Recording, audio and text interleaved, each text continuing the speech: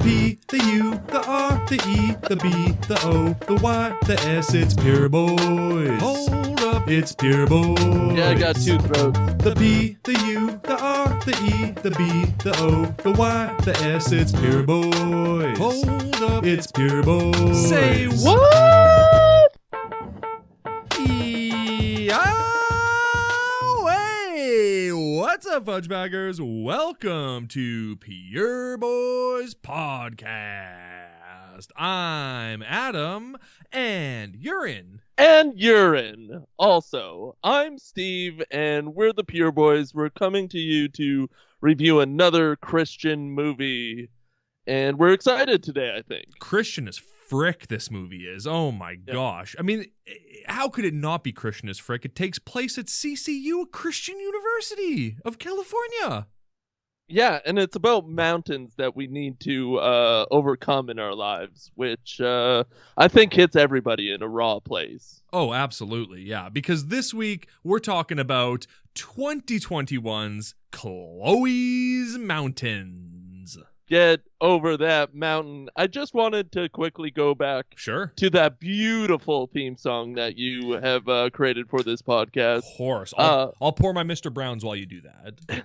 It's, well, I figured if we ever want to do a short version of that, you could start at, stop after it's the P, because that's where I thought you were going to stop. The P. That's it. That's all you need. That could be the midweek free treat. New year, new P.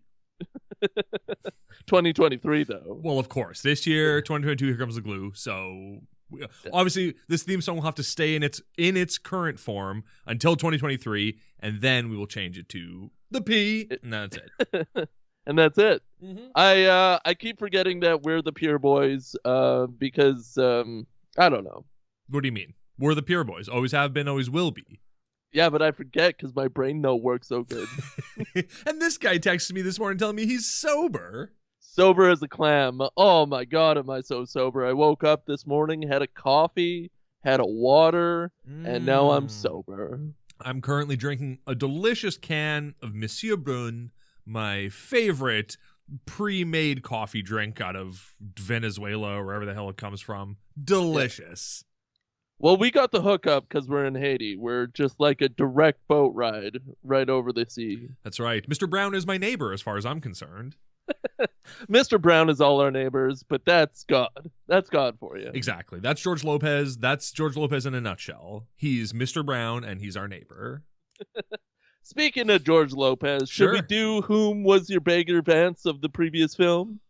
Sure. Yeah, okay. Absolutely. We can jump right into it. Here we go.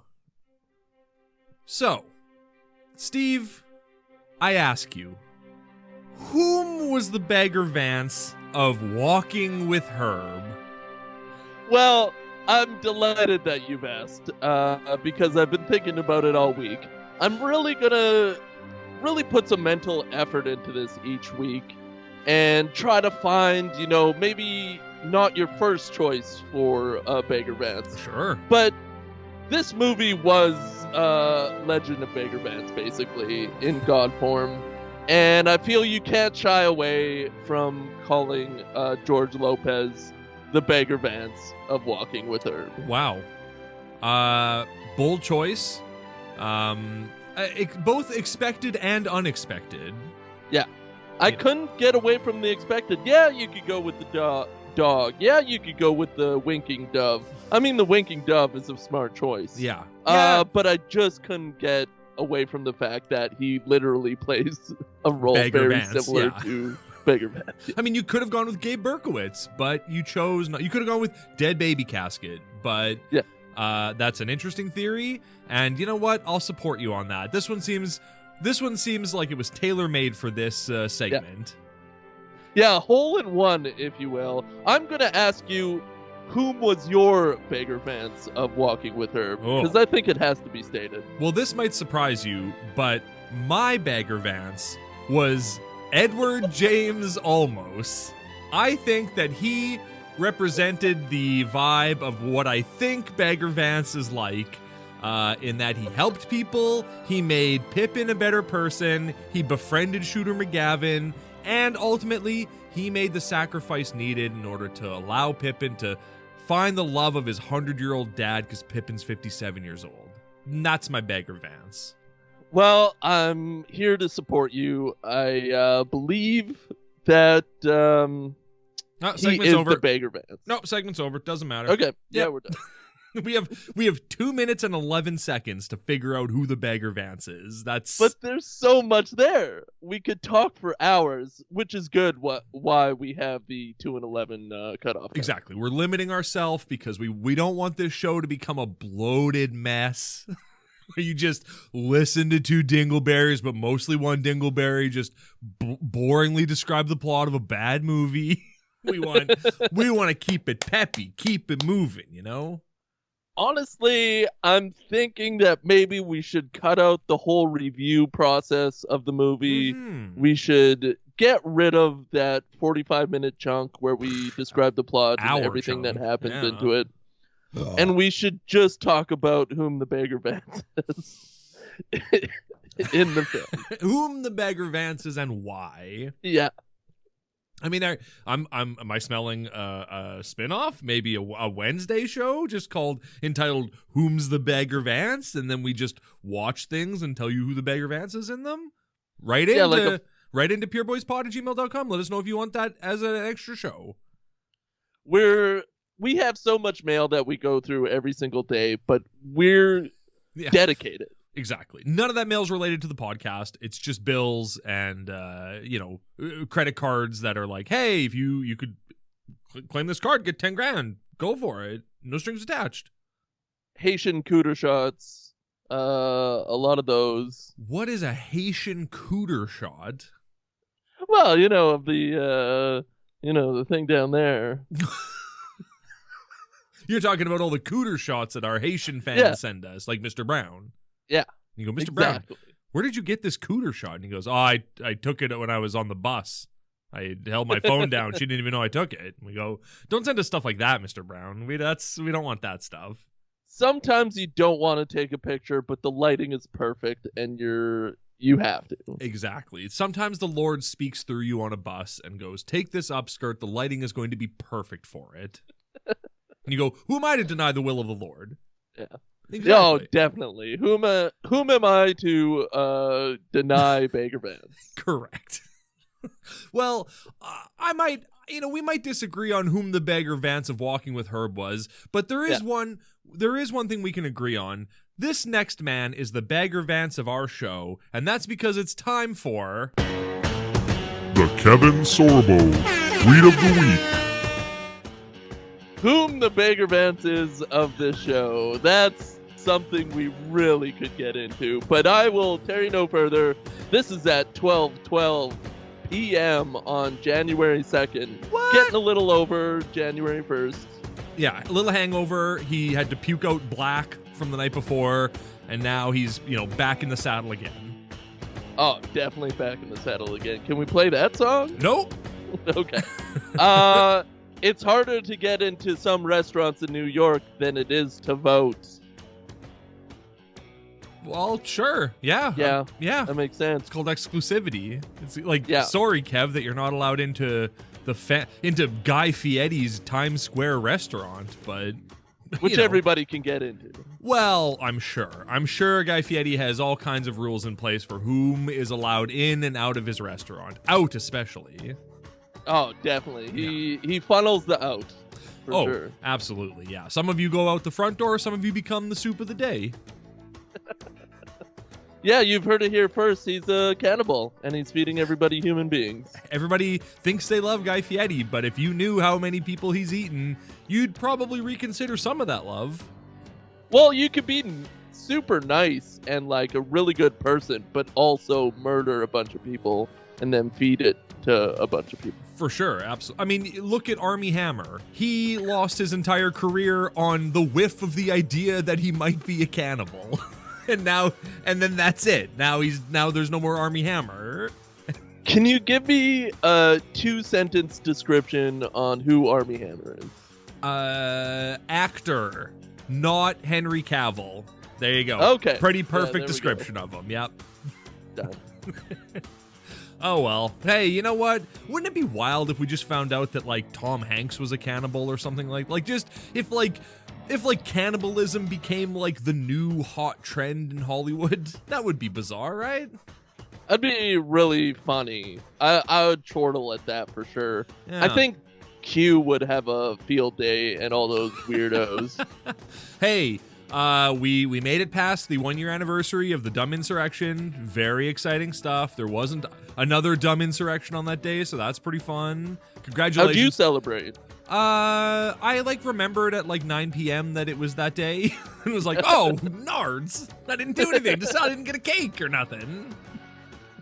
Oh, nards. Oh, I mean, I did of course go back and read all of Kevin Sorbo's tweets that he did during the insurrection, and it was very funny watching him completely backpedal and panic and being like, his first couple of tweets were like, it's finally happening, the storm is here, I can't wait. And then by the end of the day, he's like, Antifa did the insurrection.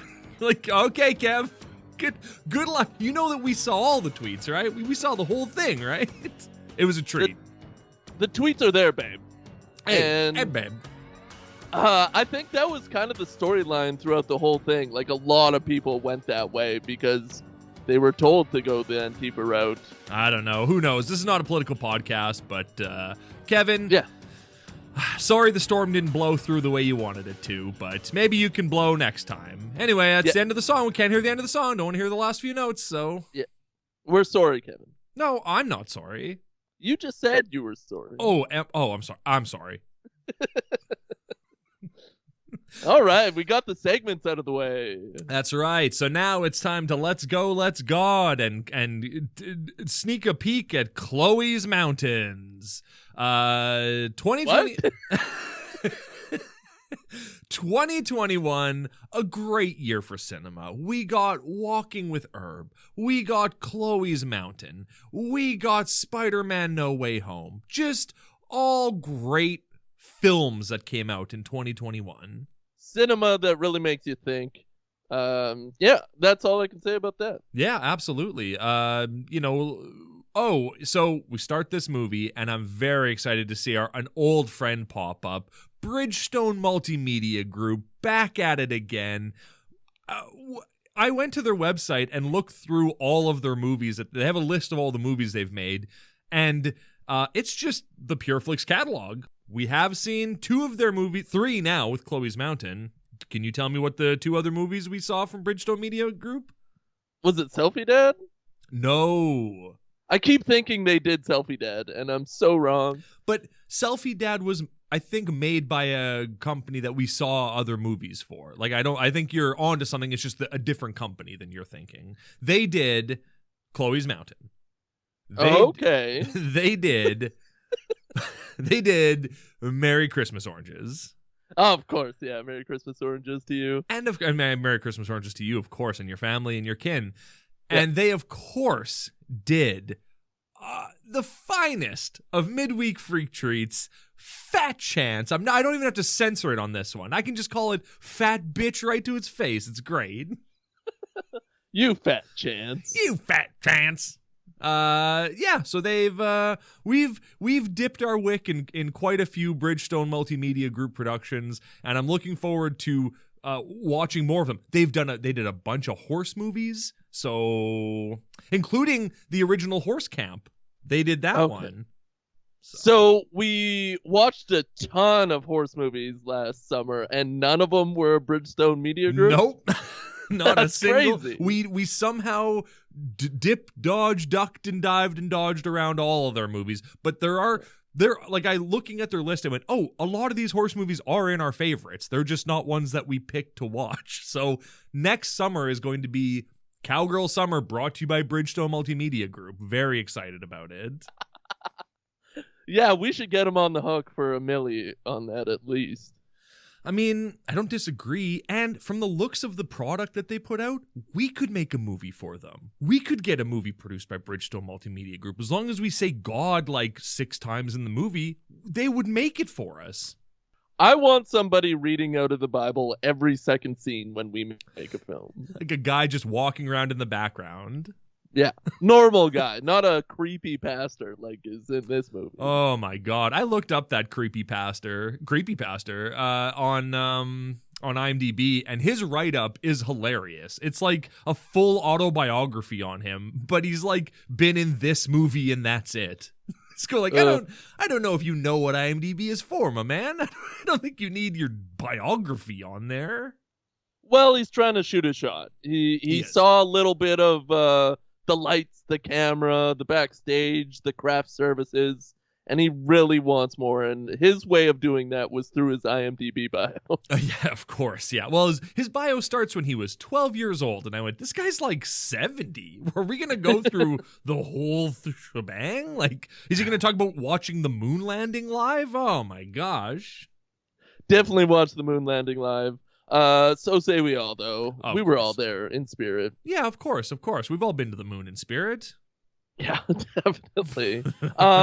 Have you clocked that, like, every single pastor in these movies are creepy? Yeah. Like, just really weird in just, like, their being. They're just gross a bit. They all have bad haircuts. It's like that's a weird red flag. Like they all have bad haircuts that look like real people. Like they don't look like actors. They look like, oh, this is my actual pastor who I've brought in to do this. Don't worry about his bowl cut. Like don't even sweat it. Like the school's pastor in this movie, not the guy who takes the dog, but the other pastor who baptizes her. That guy just has the worst haircut I've ever seen. And I go, well, you've got to be a real person then, because they wouldn't, like, the hair and makeup people wouldn't do that to you for the movie, right? You know what I mean? Yeah. They just show up and go, because a pastor doesn't need makeup or hair for sure. I feel like it's every pastor's dream to be asked to be in a local movie that is done by Bridgestone Media Group. Well, here's the thing: if we watch the PureFlix podcast, we'll find out the pastor who did Kanye West Sunday Service thing. We can find out exactly what that experience is like being a pastor and getting into a movie. Yes. Selfie dad. That's what I'm talking about. But I'm with I'd you, like though. to give a selfie of my dad, if you know what I mean. Hey, are we talking about coot shots again or whatever you said? Cooter, baby. Cooter. You know, there is something this is a theory that I think we're going to work on as this show goes on. Like the series, not this episode, but the whole thing. Uh-huh. But there is something very off-putting about like super Christian men or like young men. Like the boys in this movie, Caleb and the other guy, there's something like very off-putting about them. Like they're like, it's almost like, do you remember that movie, The Stepford Wives? No. It's okay. It's like, Should I have said yes? Yeah, because I now have to explain it, and I don't really, they're like fake. They're like, it's like you took a person, you replaced them with a robot or like an alien or something like that.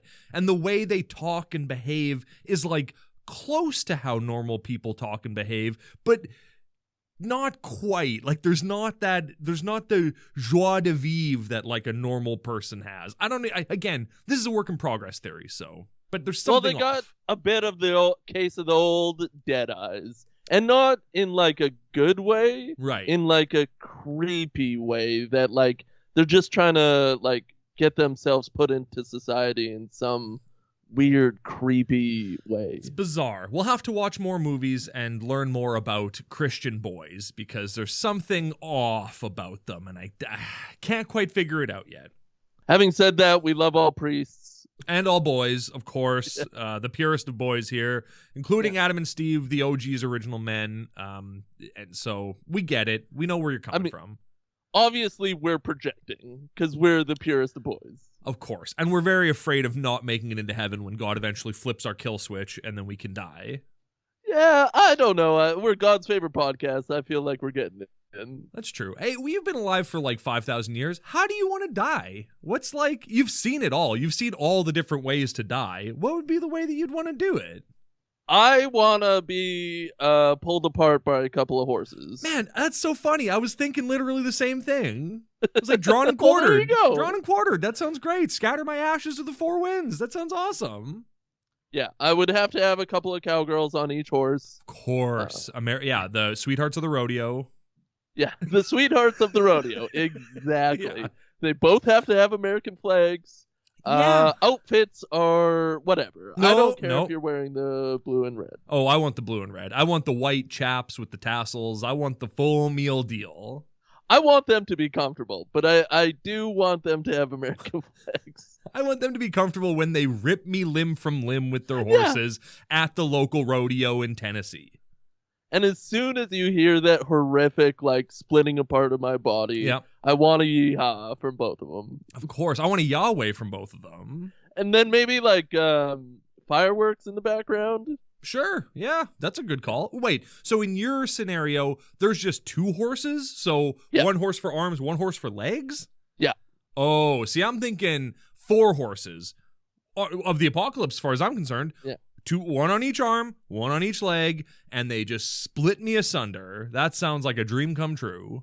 My dream is that I'm in, like, a recently harvested cornfield. Okay, yeah. And kind of in a valley, and there's, like, 2 prominent mountains in the back, and the sun is coming up betwixt them, Mhm. and then I get pulled apart by 2 horses.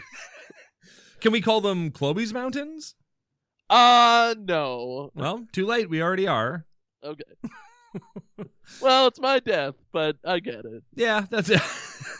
Hey, it's your death, but we're workshopping it. So we're gonna fine tune it so people really love it. I agree. I couldn't agree more. Listeners, tweet at us at Pure Boys Podcast on Twitter and tell us how you'd like to die. And we'll compile all the best ones and read them out on the show next week. Adam, Steve, how cold are you?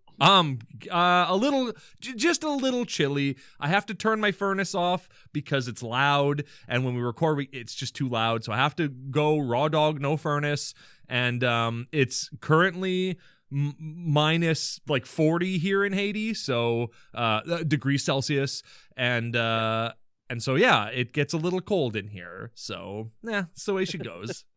Well, we'll check in about 15 to 30 minutes, and we'll get a new number, even though you didn't give us an original number. Here's a number. I'm feeling about 3 cold right now. Oh, thank you. A 3 out of 500.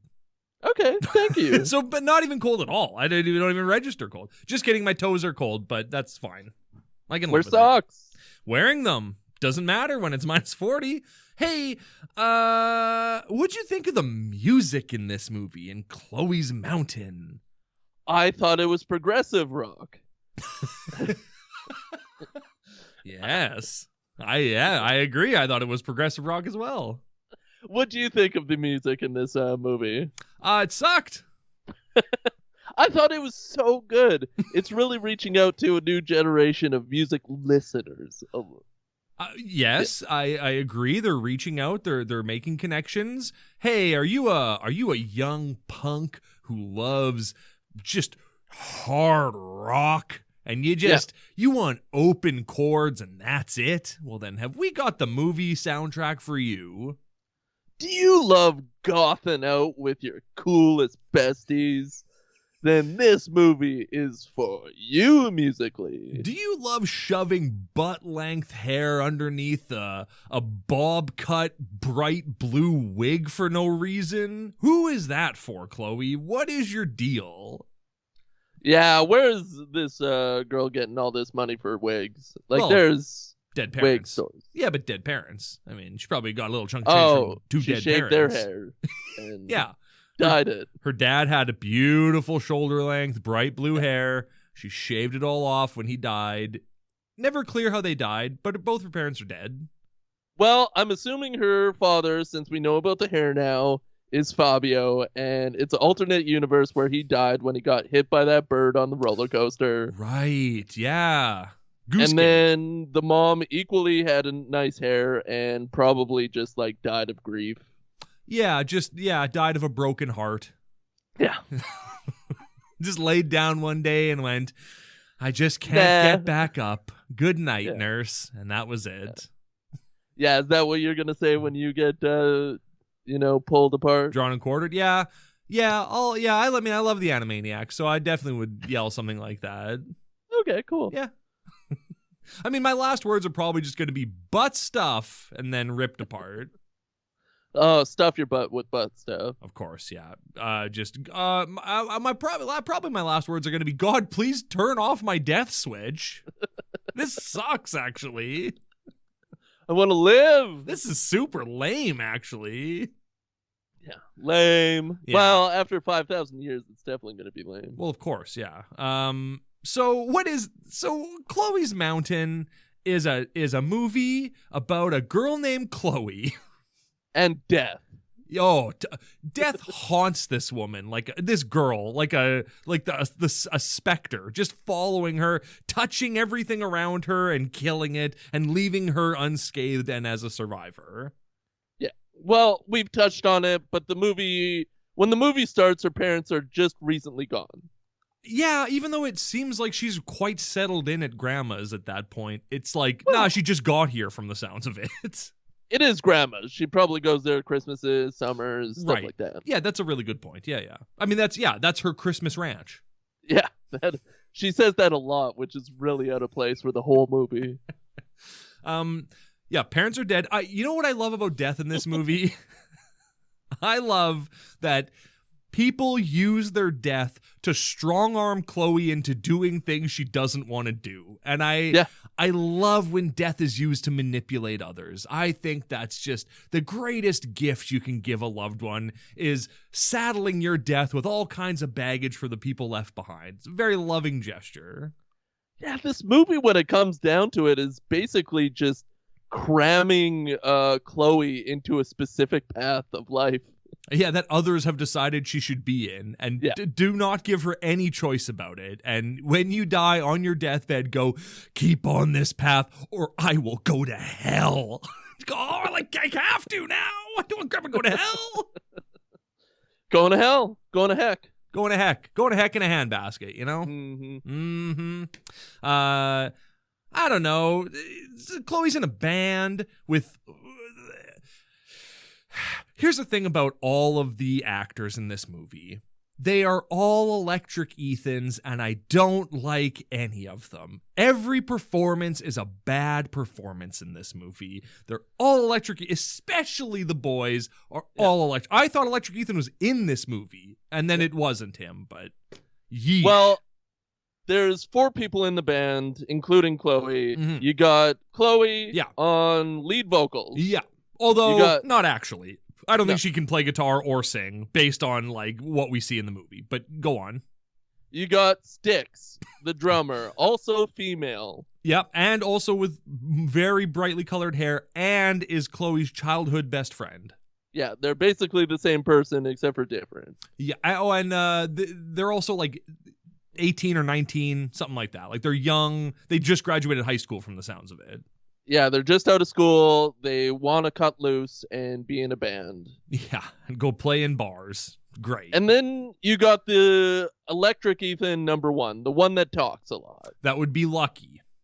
Lucky. Yeah. I'm just going to call him EE. Well, his name's Lucky. Easy. Okay, Easy-E, yeah. And then you have the other one that doesn't talk so much. And that's the only way I distinguished either of them. Yeah, but what is his name? We get it at one point. They say it once, and I wrote it down, and I cannot remember what in the hell it is. They all have the worst names. Like, I just hate their name. I love Styx. If I could have been called Styx. Okay, so it's Styx, Rich, and Lucky. And I think Lucky is the one that talks? Yeah, Lucky is the one who talks, but it's not Rich. I don't know. We'll find it later. He's probably super wealthy. That's why he doesn't have to talk so much. Well, exactly. And he's got nothing to say. He's also the one who hates being in the band the most. Like, from the looks of it, that guy is the least interested. He will be the first to quit the band. He's definitely going to be a state senator in about 5 years. Or he's going to, like, do heroin and ruin his life. Like that's Either the only or. two ways he can go. Yeah, he's either going to become a senator and become a baby-eating pedophile, or he is going to do heroin and become a baby-eating pedophile. Yeah, it's funny how that works out. It is really funny. It is funny. Their band is called 8 Feet Under because 6 feet isn't enough. Which I think he says later on in the film, He does. but like should have been said right away because it's gold, baby. Should have been the opening line of the movie. I'm Chloe, and this is my band 8 Feet Under because 6 feet isn't enough, and she should have screwed it up like I did too. Definitely. It's just such a biting line. Oh yeah, and it really tells you how hardcore these cool kids are. Oh yeah, like they do the devil sign and like lick their lips a lot. Oh yeah, for sure. They do the devil sign, put it up, on the other side of their mouth and stick their tongue in between it. So they're rocking out at Grandma's farm, just blasting their music out of the barn. And Grandma's friend comes over and she can barely even talk to Grandma because the music is so loud. Yeah. She can barely even talk. Well, yeah, she can barely give her muffins away. She can barely give her store-bought muffins that she's passing off as homemade away. Oh yeah, those are Costco muffins for sure. Yeah, because normal muffins aren't the size of your fist. Yeah. Right? Like that's store-bought muffin crap. And those are bad muffins too. Let's be real here. Those are crap, oily, crappy muffins, the big ones. They're 90% oil. I don't know why people buy them. When you have like a big event, somebody always brings those and nobody eats them. Well, when I was younger, I would eat them, and then I'd go, why does my stomach feel horrible now? And I go, well, because you just put a year's worth of oil into your belly. Yeah. That's at least a half a liter of oil in that thing. Yeah, you might as well have just drank out of the jug. That's at least 100 liters of oil in that thing. What did you think about Chloe just taking all of the muffins, though, and being like, thanks for the basket of muffins? And then she trashes them, right? Because they have to get them out of the trash later. Yeah, she takes a bite and then throws them out. Cool. Worth it. Totally worth it. Totally worth it to waste that woman's money. Why not? That woman's a busybody know-it-all that nobody likes. Yeah. She's not Grandma's friend. She just wants gossip. Yeah, and she, rolls up to Grandma's house just to trash talk Grandma. Yeah. It's ridiculous. And she's, trash talking Chloe and being like, I'm sure that she's going to fly the coop soon and blah, blah, blah. And it's like, wait, but, who are you? You're some woman who was rocking out so hard to religious music in your car, you almost crashed on the way here. Well, she's very drunk during her scenes. For sure, yeah. She keeps asking Chloe to Irish up her lemonade, and I'm like, I don't know what that means. Irish up your lemonade. Yeah. Dangling her glass or empty glass every 5 seconds because she's crushing her Irish lemonade. I did like that Grandma got the last laugh, though, and roasts Mrs. Joy as she leaves and goes like, hey, Mrs. Joy, here's a scripture reading for you to check out today. Whatever the hell it is. John 3:16 or whatever she gives her. And then Mrs. Joy gets in the car and reads it and goes like, don't judge lest ye be judged, and you're judging lest, and you in judge less. Don't judge more. And she goes, oh, you got me, Grandma. You got me. Well, she had the first laugh with the muffins, and then the grandma gets the last laugh. Exactly. So then it's supper time. The family sits down. They eat 2 different types of pasta for supper. This is actually the first scene that was cut from the movie, because there are 2 different versions of this movie, and you watched the safe PureFlix movie. Yes. So yeah, there is on the PureFlix listing for this movie, it says modified for family viewing. And in obviously I didn't watch the other version, so I don't know for sure, and you do know for sure the changes, but I did notice one thing in the movie, and that's when Styx calls Chloe's dorm a shithole, and they censor that out. But it's still, the line is still there, they just censor shithole out, essentially. Yeah, there's a dead space in the audio. Yeah. So what happens is Grandma goes and grabs the band for supper before supper happens. Wait. Can I make a prediction here? Okay. Is the band a bunch of potheads? Yes. I knew it. I knew it. It's weed, baby. It's weed, baby. They're having a puff of weed, and then knock on the door happens, and they, scrounge and put it away, and she opens the door, and she says, "Oh, it smells funny in here."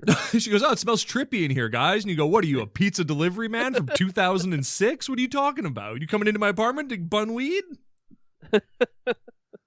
Definitely. And that's all that happens. There's also a scene very late in the movie that also kind of got cut, but we'll get to it. You know how I knew they were potheads? Because when the band rolls up to the Christian college to pick up or to like see Chloe, when Lucky gets out of the back of the hearse. Oh, by the way, this band of losers drives a hearse. So that's, I mean, I know a guy who used to have a hearse, and it was pretty cool. We used to smoke a lot of weed in it. But so when they pull up to the school and Lucky gets out of the back, it looked like smoke was coming out of the hearse.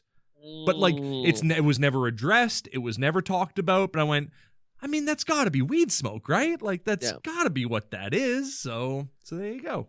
And they didn't take the time to CGI it out in the PureFlix cut. No, and they also decided to just leave that in when he's like struggling to get out of the back, when it's like, just cut the scene earlier. You don't need that moment. We get that he got out of the car. You don't need to show it. Very much so. But I think PureFlix was very appropriate to cut out that naughty scene. Oh, yeah. And just go right to dinner. So... Okay, so does anything ever become of their pot use in the movie? Like, is it ever like a plot point? Plot? Well, at the end, when near the end, when they're doing the Battle of the Bands or whatever, there's another weed moment that's cut out of the PureFlix film. And that is a moment where she realizes how terrible her old friends were and her old life was, and that she should be, seeking God. So it does kind of play into the plot a little bit. But... Wait, so it's like a crucial thing that happens. Like it's like a key moment that causes Chloe to shift her perception. And they went, "Oh, the weed though. Oh, it's weed. We can't have that in the movie. Oh, I can imagine." Yeah, kind of. But you get the essence that she's struggling between both worlds. Right, of course. Well, but kind of. I don't know. It's weird that they're like, "Oh, we can't have weed, but we can show a girl just get mowed down by a pickup truck. No big deal. It's fine." I think it would have been super progressive for PureFlix to, love weed. And keep this in. Hey, well, when we get our show on PureFlix, you bet it'll be Malibu Down the Family Man, except we'll own a pot farm or some nonsense, or a dispensary or something like that. Maybe we'll buy California. That's a great call. Yeah, we'll buy CCU and we'll turn it into a pot farm. Yeah, sounds great. That does sound great. Yeah. Okay. Well, that's interesting. That does make a lot of sense. I was wondering if it was just the shithole that was the edit, or if there was more to it. So I'm glad that you watched that and could put that together. Yeah, watching them at the same time was a little hard, but most of the movie was the exact same movie. So it stood out quite a bit when there was a scene deleted, and it only happened twice, so it wasn't a real hassle. See, I was positive that the deleted content from this movie was going to be the revelation that Lucky is gay. I was sure that that's what it was going to be. That it was going to be like, "Oh, this guy's gay," and then, "Oh, we got to cut that out. We can't. There's no way we can include that in a PureFlix movie. We can't do it." But they love to bun weed instead. Yeah. Oh, yeah. Down with weed, up with God. Exactly. Yeah. So Grandma makes Chloe go to church, and Chloe's like, "I don't want to go to church." But, oh yeah, did you catch this line after dinner when Grandma said, "I gotta go finish snapping those beans"? Yeah, she's always snapping beans. What does that mean? When you harvest your beans, your green beans, you gotta snap them. Oh, well, at least at least she wasn't gonna go flick the bean. That's good. Well, she also meant that, but that was the naughty version that was cut out. Exactly. And I love that every girl in this movie has huge mommy issues. Like, Chloe is like, "Oh, my mommy, blah, blah, blah." And then Styx is like, "Well, my mommy, blah, blah, blah." And it's like, God, get over it. Oh, my God. I'm really glad you didn't say tits. No, why would I? Well, every girl in this movie has huge tits. Well, agree to disagree, but yeah. So gotta go to church, but don't go disrespecting God by dressing for church the same way you dressed for being out in the barn. Just total bullcrap. Let people dress the way they want. They're not gonna hurt anybody. And they're like are always like biting remarks from crowds saying, "Oh my God, can you see the way she's dressed?" Yeah, and stuff like that. Is that girl a zombie? Like, no, she's goth. You stupid kid. Have you never seen a goth before? Like, shut up. She Right? looks cool. Well, we'll agree to disagree on that, but yeah. She's doing her own thing. She's wearing fake piercings because she's too much of a coward to really get her lip pierced. She's wearing fake sleeve tattoos because she's too much of a coward to get a real tattoo. And she's wearing fake hair wigs because she's too much of a coward to dye her hair. Well, I'm going to start dressing like that, and I can't wait till you call me a coward to my face. I will. I'll call you coward right to your face. I'll snatch that wig right off your head. I didn't know that it was a wig situation until the next day when she goes to church. And she is like completely plain Jane church girl look. Mm-hmm. And I gotta say, probably her best look in the movie. I like the punk version too. I like the emo version too. I do not, but... Yeah, that's because you're a coward. Well, hey, I mean, I got nothing against goths. I love the goths, and dated a goth not long after high school. I dated one of the goth girls in our school, and, you know, good times, but I don't think Chloe is committed enough to it. I think that she's, much like everything, all parts of her persona, she's just trying them on, right? Like, she's not full goth, you know, like... Yeah. I mean, she's a teenage person. She's trying to figure it out, baby. Yeah. You bet, baby. And she doesn't want to become a pothead like her loser friends.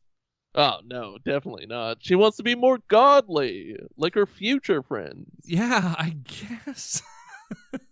I did like when Styx asked her if she prayed. She was like, Chloe, do you pray? Like, out of nowhere, apropos of nothing.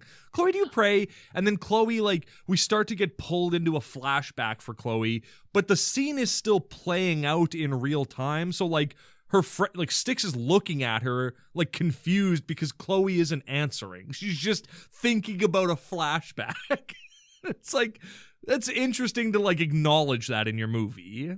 I think it was a really good choice by the director and the writer. Mm-hmm. And that's what makes this a film and not a movie. For sure, because choices have been made. Yeah. And if you need to describe your main character, but you don't really know how to do it, just get someone to go, Chloe, I'll tell you exactly who you are. You're my best friend and the reason we're together as a band. And then you know everything about this person.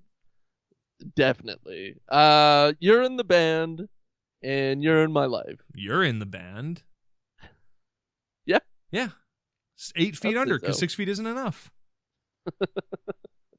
That's a great line. They should have used it more. It's also great that they just arbitrarily picked 8. Yeah, not 7. 7's weird. Or 9 or 15 feet, like anything. Just be like, they should have called themselves like 400 feet under because 6 feet isn't enough. That's way cooler. He's way too deep. You're turning into coal, baby. 8 is logical. Yeah, it's logical because 6 feet isn't enough. And 400's turning you into coal, baby. How would the gravedigger even get out of a hole that was 8 feet deep? He's getting buried in there. That's true. They had to stop at a certain point so the gravedigger could get out. That's actually probably the limiting factor. I bet it plays into it. Yeah, they only had 6-foot ladders back in the day, so they didn't have like backhoes to dig that out. You had to hand dig it. So yeah. And if you're wondering, through our 5,000-year history, we don't mix with gravediggers, so we never actually talk to them. No, God, no. I've never been to a funeral before. No, we never go to funerals. This is too dumb. Too sad. Yeah. Well, they're in heaven. We get it. Yeah, we'll see them soon. Yeah. Maybe, if we ever get that kill switch turned on, but not today. And if we ever want to know some really juicy goss, we just talk to God. Well, exactly. We just close our eyes, clasp our hands, and pray to the Lord above. And he Godfather hits us with the Godfucker up there. He loves that. Or she. Yeah, well, it's a he, but yeah, it's... Cool. Look, Chloe, you're just going through one of those mountains in life. This is Chloe's mountain. I'm glad they got that in up top. I really needed to hear that phrase. Mm-hmm. I'm also glad that they got that great shot of Chloe crying where it looks like she's smiling. And I went, she's a real Joker in this movie. I like it. Yeah, her crying really looked like smiling in that moment, for sure. We also need to point out this is her first movie ever. The girl who plays Chloe, actually most of the people involved in this movie, it's their first movie ever. So obviously we're going to be a little critical because we are critical, but just for context, none of these people have done this before. So they're doing pretty good as far as just doing it is concerned.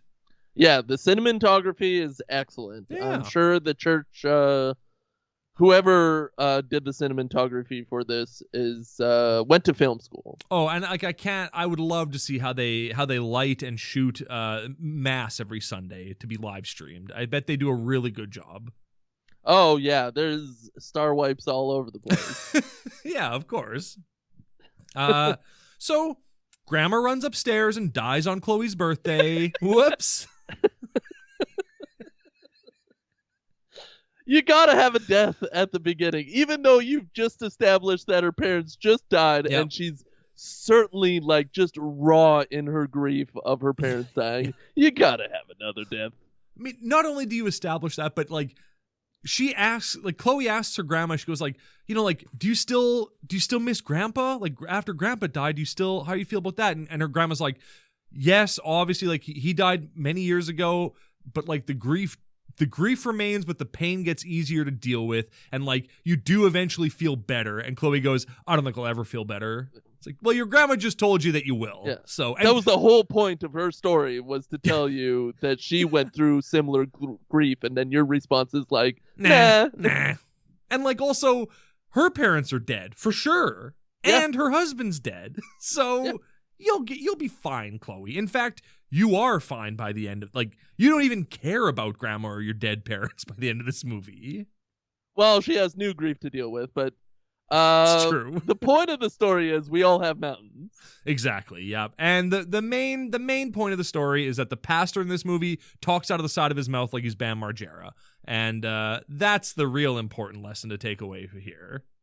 But not in a cool way. No, but I did like at the funeral that like an insane biker just approaches Chloe and is like, hey, how was your grandma's attorney? It's like, you were a grandma's attorney? Okay, good luck.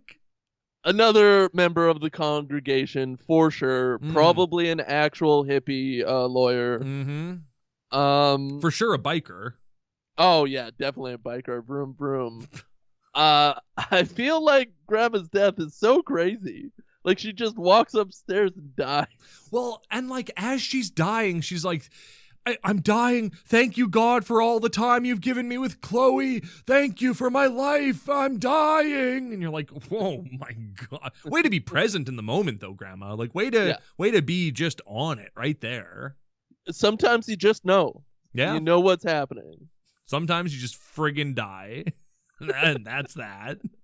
And you never died before, as far as you know. So, you shouldn't know, but she knew. Like, not only is Chloe surrounded by death, she witnesses so many deaths in this movie. And I think causes her grandma to die, because instead of doing the right thing and calling 911 and checking if she's breathing and, like, assessing the situation, she hauls her grandma to the hospital, which would take like an hour or two, like lugging a full body weight down the stairs and into a car is a Herculean effort. For sure. And like you pointed out, no one's doing CPR on her. Yeah. Like, she's just, the reason why ambulances work is because one person can do CPR and keep the body alive while the other person drives to the hospital, not just like driving going, hang in there, Grandma. It's like, she's dead. Not gonna do it. And instead of taking like an hour or two to get this person to the hospital, You could have called an ambulance and had some expert in there in like 20 minutes. Oh, yeah, Talk. for sure. So, yeah, you're absolutely right. Chloe is a murderer as far as I'm concerned. A manslaughterer, at least. Definitely slaughtered the man. Mm-hmm. But, so Grandma dead, and we find out that in her will, she left Chloe everything. The Christmas Ranch, everything. Merry Christmas, Oranges. Merry Christmas, Oranges Ranch to you. On the one condition that Chloe, again, using her death to strong-arm Chloe into doing something she doesn't want to do, she can have this amazing property as long as she goes for 4 years to CCU, California Christian University. Oh, man. Maybe we should go to Christian University in California. It looks dope. You get to live in a dorm. Yeah. There's a bookstore.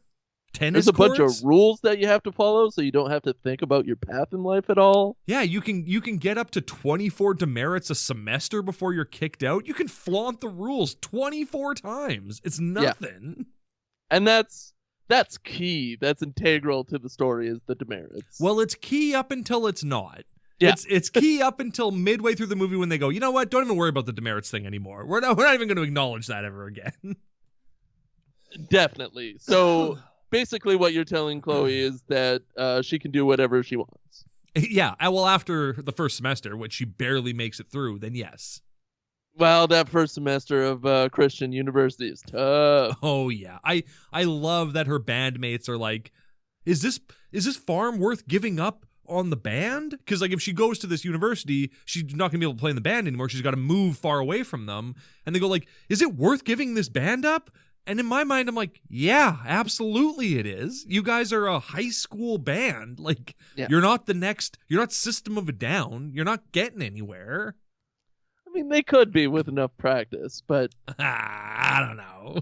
They will never be, and this is a property worth a lot of money. Who does the property go to if she doesn't complete this test? Does it just get donated to the church? Is that ever? Oh, 100% it's going to just go to the church. Absolutely. I have no doubt in my mind that pastor with the Bam Margera mouth is just licking half his lips, just so excited to get his hands on that property. Yeah, interesting choice would have been for the priest to like try to undercut her progress at Christian University. Like he's got like a spy on the inside who's like trying to sabotage her. Maybe that was all cut out. I don't know. Probably cut out because you can't make the priest the bad guy. No, of course not. Even though most of them are. So she goes to CCU, California Christian University, and is acting like a lunatic while she's there. Like we've watched Chloe for like the first 30-40 minutes of this movie act a certain way, and then as soon as she gets to CCU, she's like, I don't give an F about anything. I'm a rude bee, and I don't care about anybody's feelings, and I just do what I want. And you're like, well, that's not who you are. Why are you behaving like this? Well, it could be that her grandma just cracked her life by dying, and hauling that body into the car has got to be like the most devastating thing that anybody's ever had to deal with. Of course. She did it to herself, but yeah. Well, yeah, and knowing that you're making a choice that murders your grandma probably cracks her brain a little bit. Mm-hmm. But other than that, she's being a real milquetoast person right now. Mm. And also she like, from the looks of it, put her hair in a ponytail and then dyed her hair. Because like, so Chloe has red, like she's a ginger. She's a redhead in this movie. But like, when she gets to Christian college, her hair is in a ponytail, and the front and the like top of her hair is just bright orange. And you never really see it any other time. It's a weird choice. I gotta say, I didn't see this. I was still pretty devastated over the loss of Grandma. Hard to see through the tears, I understand. Yeah, and my grief was real. Well, yeah. So she gets to the school, she meets her roommate Maddie, who is again kind of inconsequential to the plot, but is there. And just this like I don't know, 10-year-old, 18-year-old. Like she's like everything's pink. Yeah. Everything's Christian as frick. She's basically the epitome of what Christian University wants to make you as a human being. Absolutely. Already, she arrived pre-indoctrinated. She already knows what to do to get through. I did like her giant Saint Bernard stuffed animal though. She had like a life-size Saint Bernard like stuffed toy, and I was like, I wish I had that. That's a cool stuffed animal. Oh yeah, and I wish I was super into pink, but I just don't like the color. There's only one pink you're after. What's that? I'll tell you when you're older. Okay, thank you. So Maddie is like this very goody two-shoes girl who has the audacity to go like, Chloe, we do have a dress code here. And it's like, you're wearing hot pink animal slippers and a short skirt. I think they'd have more issues with your outfit than Chloe's ripped jeans. You would think so, but they got some weird ideals down south. Truly, and also like Chloe does get demerit points for wearing ripped jeans. Just like, why? Like, this is horrible. Which I would understand if this was made in like the 90s or the early 2000s, because that's when ripped jeans really became a thing. Yeah. But nowadays, they're just the norm. I see lawyers walking around with ripped jeans. Yeah, riding motorcycles. I also couldn't really concentrate during this part of the film because I really had to place that hippie lawyer in the real world, and it was just so hard. It was like fitting a round peg in a square hole, I totally get. Did you end up placing him? Did you figure him out? No, when I think about him, he's just such a conundrum. I was having a hard time concentrating because they bring up the craziest class at the school and then never really address it again, and I wanted to know so much about the home and family class. They mention it a couple times, but we never see it, and I really thought it was going to be an important part of the plot. Yeah, you would think that would like ingrain itself into the plot of this movie for tuning Chloe into Christian. Baking bread, baking muffins. Yeah, buying muffins from Costco, saying that you baked them. Making cheese. For sure. Dating. Like, here's the crazy thing about that class. Okay. The pastor in that class, or the pastor, well, he probably is a pastor. The teacher, pastor, whatever in that class, makes you memorize 100 Bible verses for that class. But if you go on dates, the professor knocks some of the verses off. So the way Maddie describes it, if you go on 10 dates, if you date 10 boys, you don't have to memorize any Bible verses. Yeah. I need to know everything about that system. How does it work? Why is it there? Like, what's happening in that class? What is that class about? It makes no sense. And, like, if you go on a date with somebody of the same sex, are you allowed to take off those 10 verses? No. Probably, certainly not. You got to add more verses. You got to do 200 verses now. And we find out later that like Chloe just lies about 2 dates and only had to do 80. Yeah, and you can just lie. He's not checking in on whether you're going on dates with dudes or not. Well, I mean, he's probably creeping out on a few dates. But checking out a few relationships, if you know what I mean. Well, for sure. The way Maddie pitches it, though, is it sounds like you get points knocked off based on how many people you go out with, not how many dates you go on. Because she says 10 boys, no verses, right? So they just want you to like be banging around at this Christian. Well, obviously not banging around, but like dating around. But that's what it's going to lead to. You can't just like go on a bunch of dates with condoms on. Right? Yeah, you can't just go on Unite and find a bunch of people to catfish. Yeah, you can't K-sorb your way through life and wear a bunch of condoms all over the place. That's called being safe and secure. Better than the vaccine. Oh, damn right. Yeah.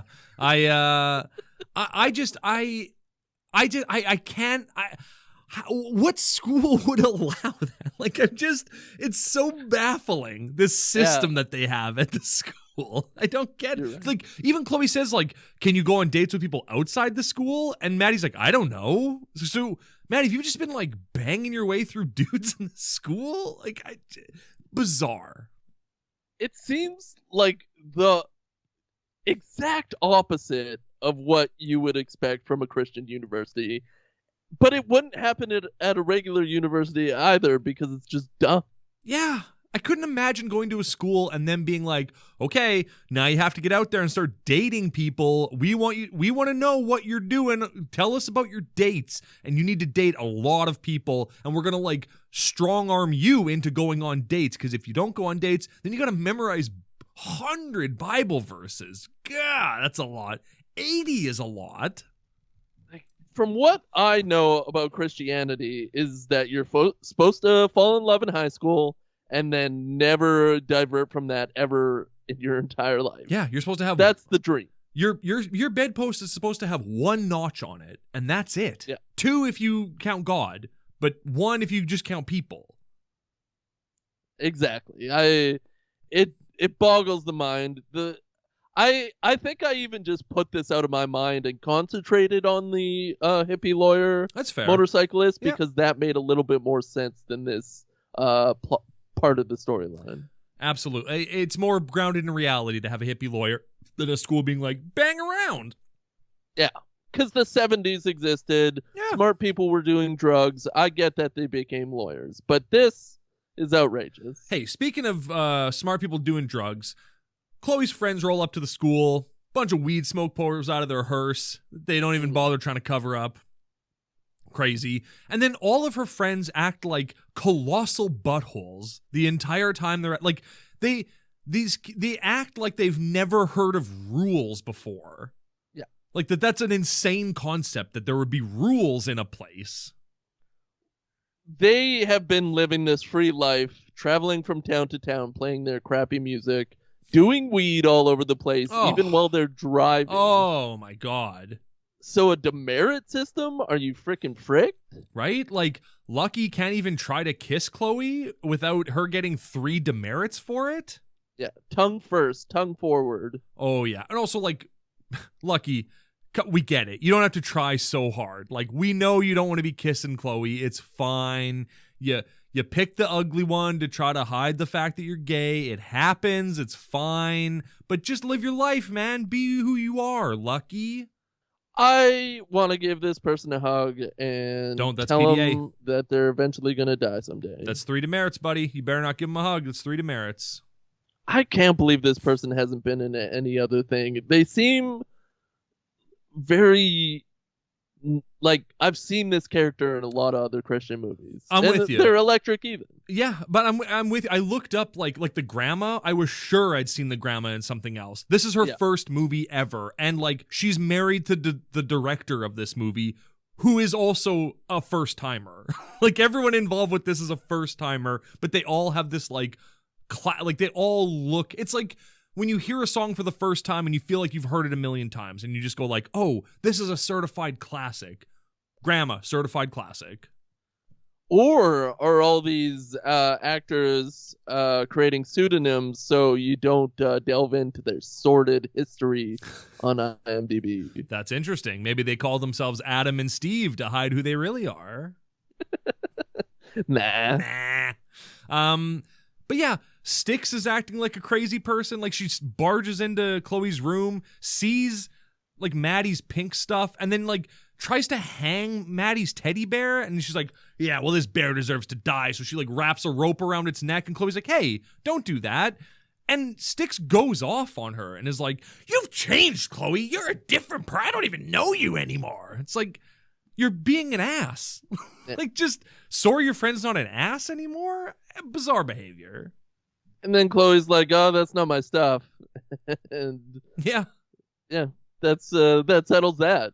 Styx is very much like the people that like the old friends of Chloe's are very much the kind of people that would like go out with the intention of like freaking out the normals. Like they're gonna be like, oh, we're gonna be so outrageous, it's just gonna freak all these squares out. It's like, nah, you're just like an annoying ass is all you are. Like no one's freaked out. People just don't want you near them because you're annoying. So Sounds like me at that age. Sounds like me at that age. You're in. You're in, buddy. But hey, speaking of crappy friends, we gotta meet Nichelle. Nichelle? Is that her name? I think it's Nichelle. I'm pretty sure it's Nichelle. That's a cool name. Yeah. She's the daughter of the bookstore owner on campus. Adopted daughter. She's from Sierra Leone, I think she said. And super adopted. She got heavily adopted after her parents got murdered. She got passed around. Yeah. And then she was stolen by missionaries, and then she found her way into America's heartland. Into the hearts of Americans everywhere. Yeah. But I love that she's like, my parents were killed, and then I was adopted by missionaries, and then they were killed, and now I'm in the care of this woman. Go, wow, quite the journey you've had. Very unpleasant. Makes Chloe's journey look like a sack of crap. Yeah, she really makes Chloe look like a sack of crap, which is what you want out of your secondary character in the movie. Absolutely. And she's got two of the worst friends ever in, like, I guess Caleb is the worst friend, and then the other guy is just kind of fine in there. He's Jacob or whatever whatever his name is. It doesn't matter. Yeah, Adam and Steve. Adam and Caleb. Because I remember one of their names. So yeah, Caleb, they're just, again, earlier when we were talking about Christian boys and how weird and off-putting they are, these boys are the perfect example of that, where they're just weird and like off-putting and creepy and dead-eyed and also very passive-aggressive and mean and bizarre. But hotter. They're hotter than the guys in the band. Yeah, way hotter, of course. They're not losers, they're not loser potheads like the guys in the band. I feel like it was the first intention to use the guys in the band without makeup as the Christian friends. Mm-hmm. But then they were like, this looks too stupid, so they got two new guys, right. And then not giving them any lines because they didn't know how to act. Yeah, they called Billy Talent and went, we need half your band for this. Are they a talent agency yet? Billy Talented? Yeah, I think so. I'm pretty sure that was they launched that a couple years ago. Billy Talented, yeah. Wrench is the other member of the original band's name. It's Wrench, Sticks, and Lucky. Wrench. Are you sure? Wrench. They say Wrench in the movie. Maybe they're saying Rich, but it certainly sounded like Wrench to my ears. I think it's Ranch, actually. Yeah, I think you're right. This Christmas ranch was named after me. Beautiful. Seamless. Of course. So these new loser friends of Nichelle and Chloe's are like, hey, guess what? You'll never guess. Give up. We signed us up for a Battle of the Bands competition at school. Why? And oh no, it's on the same day as the Battle of the Bands. Yeah, of the other band. Yeah. The real missed opportunity is that these two things weren't the same thing. Yeah, like Christian up against Battle of the Bands, same night, same place. Although then Chloe could seemingly do both. But maybe there's some rule where you can only perform in one or something, right? Like you could easily write in a conflict with it. It's bizarre that there's two Battle of the Bands happening on the same night in different places in the same city, like in the same place. I feel like they're trying to separate the worlds. They're trying to create this awesome Christian world and this devious, underground, sinister, punk rock, goth world. For sure. And I'll tell you who's having more fun. The sinister goth world looks way more fun than the Christian Battle of the Bands that takes place in a gymnasium in front of 6 people. Yeah, and very sparsely attended, if at all. I don't think they show a crowd at the Christian one, do they? Just shots of the crowd? There's a lot of empty seats. They show the judges, and then behind them is like mostly empty seats. So not a great turnout, probably because it was a dry event. Who wants to go watch a bunch of bad bands and not be trashed? It doesn't make any sense. You can sit there sober and just accept how bad this is, or you're going to get trashed and have a good time. And the people who did come to the Christian version definitely snuck in booze. Yeah, of course they did. Yeah, did you hear the song that Nichelle's band played? It sucked. Yeah. Oh, well, both songs sucked, but that one sucked more. The only thing that really ruled is the rap at the beginning of the yeah, that guy the Battle was of the great. Bands. That 45-year-old rapper who showed up was great. They really struggled finding a Christian rapper for the right days. Oh yeah, they hired Mattis Yahoo, and then he showed up, and they're like, "Wait, you're Jewish? Oh no! We want the other thing, not Jewish. We want non-Jewish religious man." Well, And they tried to get MC Hammer because he was or is a priest. yeah, But he's too coked up. They tried to get Mace, and he was like, "I turn my back on that life." They tried to get, Too much coke No Malice, again. and he was like, "I'm selling coke again." So There's a lot of similarities between rapping and Christianity. give me some. Well, you got words. Yeah. You got rhyming. It's from the streets. It's straight from the fart. And a lot of sand involved. Yeah, okay, I can see that. Yeah, I mean, while that guy was rapping, sand was spilling out of his pockets, and he kept having to interrupt the rap, going like, "Oh, I'm so sorry," and like tuck some of the sand back into his pockets. Well, it's to evoke the journey through the desert that the Christians did. I think it was actually the Jewish people did, but who knows? But at the end of the performance, he went, "If you look at the stage, you can see that there are no tracks in the sand, and that's because I carried myself, and God didn't carry no one." Do you see? Do you see? Do you it's a metaphor. Do you see? That was cool. It was pretty cool, yeah.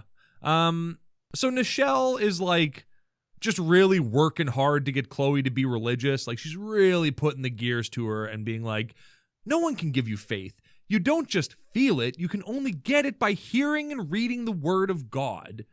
But in my mind, I go, but also shouldn't you just feel it? Like, isn't that a part of it? Is like, you get struck by the word of God? Like, no one's ever been like, one day I was just idly reading the Bible and I realized I was religious. It's like, no. You're like doing your gardening and then like a bolt of lightning strikes you metaphorically and I love God now, right? Like, that's how it goes.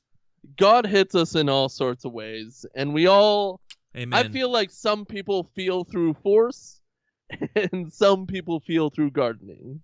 Some people need to be strong-armed in death in order to get on board with God. I shouted out to the heavens when we got our first scene with Chloe and Narissa, or whatever her name is. Nichelle. What is it? Nichelle. Because you finally get forced Bible reading, and I feel like that's what all of these movies have been missing so far. Mm-hmm. I want to hear the Bible read by actors. Read it to me. Or non-acting actors. Exactly. I want answers to questions like, what about people from other religions? Do they go to heaven or hell? And for someone to answer, I can't speak for God, but he'll do what's just. And all I could think is, Christianity is a dying religion worldwide. Their numbers are plummeting. So there's going to be a lot of empty room up in heaven in the next few years. But we're here to boost up those numbers. We want a big boost on God. We want to hear from you. We want to hear your stories about God. So let's get those numbers up, people. That's right. We got to pump those numbers up for God. Well, we got to normalize all the radicals that are left in Christianity. Yeah. Not enough radicalism. That's what we want. The far side of the equation, please. Please. Mm-hmm. What else? Oh, in the middle of the night, Chloe's like, hey, Nichelle, are you awake? And Nichelle's like, I mean, I guess you yelled at me, so I guess I'm awake. Chloe goes, I want to get baptized right now. It's like, all right. You can't wait until the morning? Well, okay. No. You got to hit all the Christian hot points. You got to watch somebody read the Bible. You got to watch somebody get baptized. Mm-hmm. You got to see a grandma die. It's all the cornerstones of religion. Absolutely. All I could think during her baptism scene was, I hope she brought a change of clothes. Yeah. Oh, she's got to go to bed wet. For real. Like, she just steps into that water fully clothed, and I went, Huh. Like, give her a robe or something. Like, there must be, you're at a church. There's got to be, like, choir boy robes she could wear rather than ruining her clothes. But do you really want to remove God's juice? Like, that is God all over you. Like, let yourself air dry. That's a good point. You know, I will say I would love for God to calcitrate my gluteus maximus. Oh, the glute max jokes. One was funny, but like 6 at the end endless. are just endless fun. Again, just bizarre, non-human behavior. Just disconnected from reality a little bit. They don't even know the rule of 3. Well, it was just so funny in the table read that they put it in there like 5 or 6 more times. Oh, yeah. And they went, it'll be great every time. And we'll only have Caleb say it, so it's clear that he just is a guy who doesn't understand when the joke is done, and he will just run it into the ground. Which is good. It's good for this movie to do. Oh, yeah, absolutely. It's very good. And you got to think about your butt when you're singing. Mm-hmm. Oh, you got to calcitrate your gluteus maximus when you're up there. Clench, clench, clench, clench. I said it 4 times. I didn't even stick to the rule of 3. It's the rule of 4.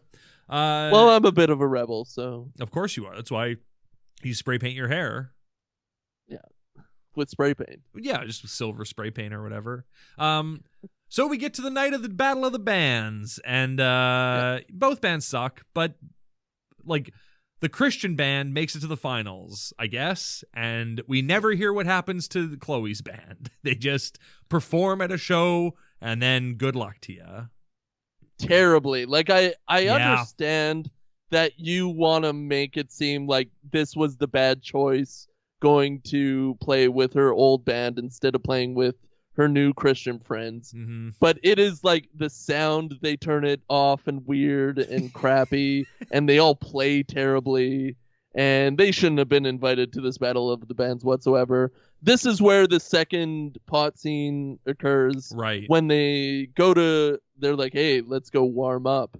And them warming up is them smoking a joint. And Chloe also smokes this joint, which is why she's so looped at the end of the concert. Oh, so she's not drunk at the end of the concert. She's high.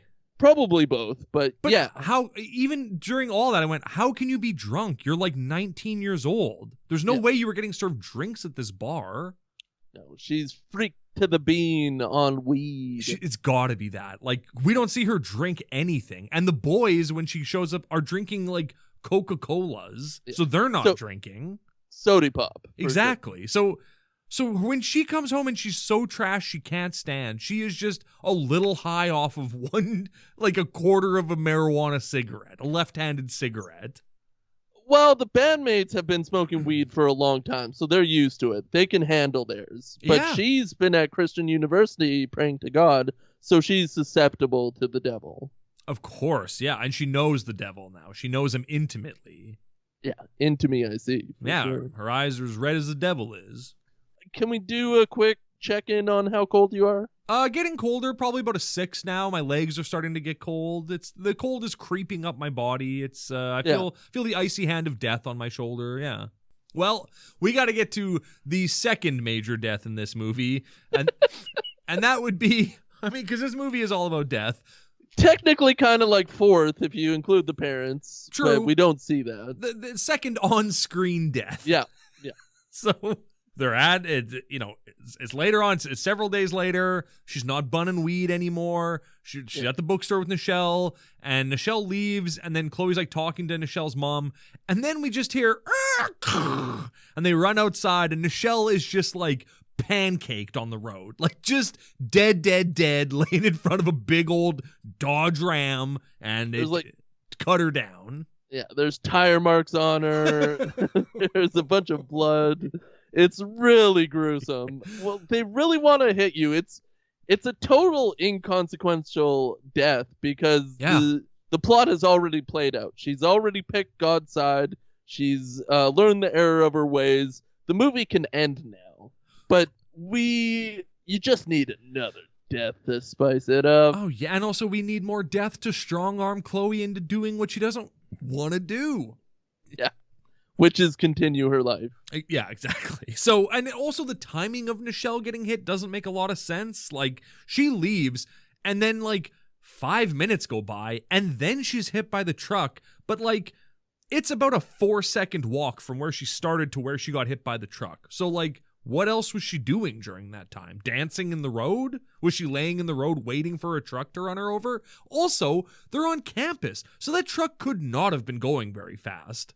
Like, they're on the campus grounds. It couldn't have been going, like, 60. Like, that's, like, a parking lot they're in. Well, another scene that they cut off is that the priest was super drunk, and he was just driving like a bat out of hell through that university camp, just looking for Boone. I bet, and he found it. But I bet that I bet that there was a scene cut where her old bandmates offered that priest a little bit of weed, and he was like, "Now I'm losing my mind. The devil's grass is in me." Yeah, I must drive at exceeding speeds. Yeah, what's that speed limit sign say? 420? No problem, bro. Pedal to the metal, baby. Yeah, I'm running over anything that gets in my way. Much like how Chloe ran over a turkey earlier in the movie, her friend Nichelle gets run over like a turkey in the road. Yeah, big turkey. Oh, yeah. So, Nichelle dies. Just dies. That's it. Not even like injured, and then the hospital, and then whatever. She's dead. Dead. She's gone. Totally dead. And then Nichelle's mom does this like disgusting, despicable thing where she goes like, "So I need to tell you something, Chloe. Nichelle is very sick. We're never told with what. It doesn't matter, I guess, because she's dead. But she's very sick. She was supposed to die 5 years ago." Yeah. And then her mom hits Chloe with this garbage. "I told Nichelle that before she dies, God will send someone for her to lead back to God. And that person is you, Chloe. She prayed for you for 5 years. And now you're here. And now Nichelle's dead. And you have to go commit yourself to God because it's what my dead daughter would have wanted. We prayed for you, Chloe. Why won't you love God?" So not only do they kill off Nichelle, but they also make her terminally ill and like... Yeah, for no reason. Ready to die so they can guilt Chloe into being a Christian for the rest of her life? That's cool. That's really gruel. That's like the gruelest thing they've done in the movie so far. Probably the gruelest thing we've seen so far. Like, I don't think we've ever called something gruel appropriately until now. Oh, yeah. Great and cruel. That's what gruel stands for. And this was the gruelest thing we've ever seen. Great and cruel. You're right. So yeah, Nichelle's dead. Chloe is like being really sassy and flippant while doing the eulogy at her funeral, like just standing there with her arms crossed at the pulpit. It's like, you're giving a speech for your dead friend. Can you at least look like you kind of want to be doing it? She doesn't have the time. She's thinking about the weed and how fun that was. Oh yeah, and she can't wait to like force everyone to listen to her sing.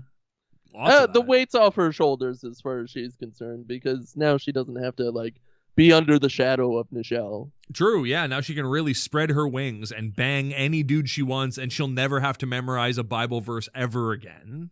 Yeah. So second, funeral of the film. Yep. Which is great. Oh yeah, really good.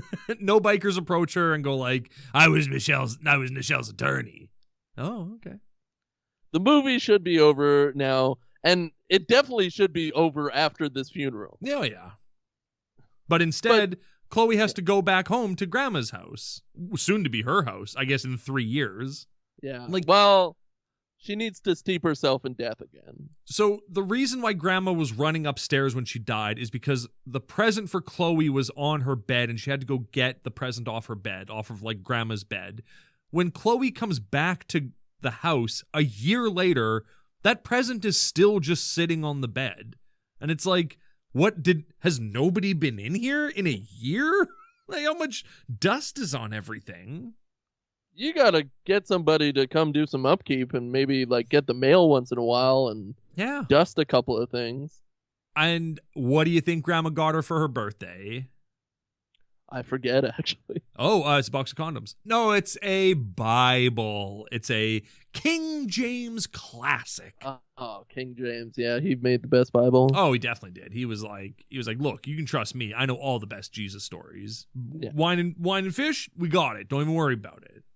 Yeah, kill a cow, use the skin. This is the James Bible. Of course. 2 people want a baby, cut it in half. That's what you should do with it. Chop it in half vertically. Baby skin Bible. Oh, baby skin Bible. Happy birthday.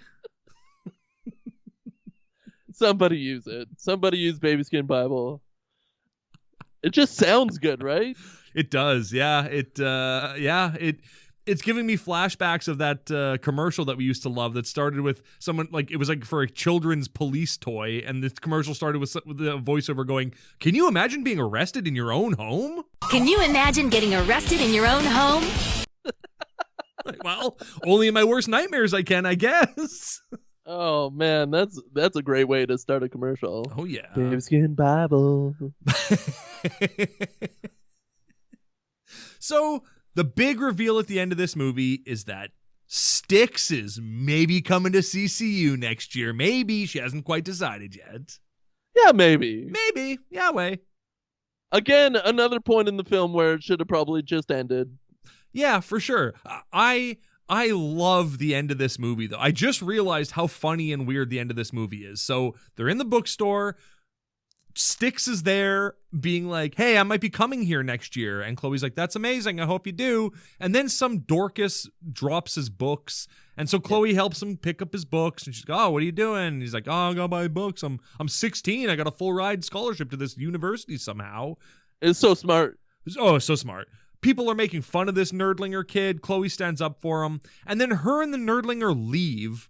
And she's like walking him back to his dorm. But Styx is still in the bookstore. Like, Styx, she just bails on Styx. Like, good luck to you. Yeah, so long. Farewell. Yeah. She doesn't want anything to do with Styx unless she commits. Oh, unless she's in university. She's got that sticky icky, you know? 100p. The dankest of dank.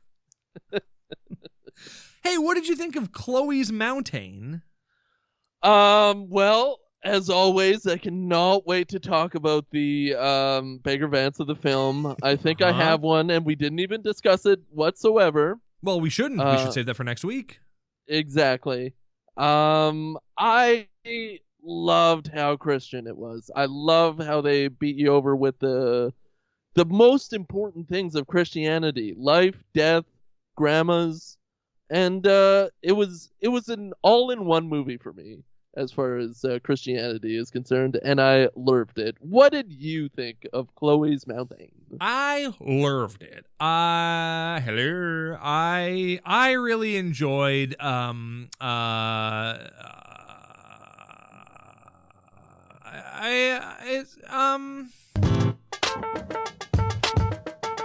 I love you. I love you. The P, the U, we love the R, the E, the B, the O, the Y, the S. It's Pure Boys. Hold up, it's Pure Boys. Yeah, I got 2 throats. The P, the U, the R, the E, the B, the O, the Y, the S. It's Pure Boys. Hold up, it's Pure Boys. Say what?